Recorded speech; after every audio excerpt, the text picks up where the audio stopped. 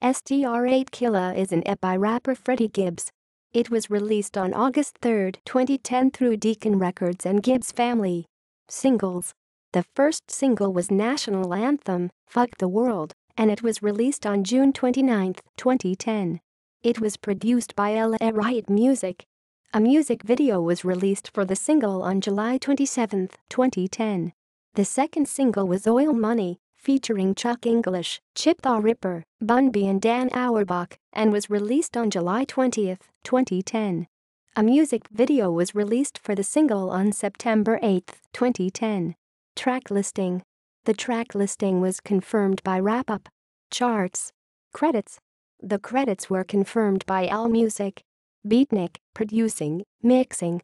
Archibald Bonkers, executive producer. Cook Classics, engineer. Decon the Villain, synthesizer. DJ Burn 1, producer, mixing. B. Freeman, composer. Freddie Gibbs, executive producer. K. Salam, producer, mixing. No, synthesizer, producer, drum programming, mixing. Lambo, executive producer.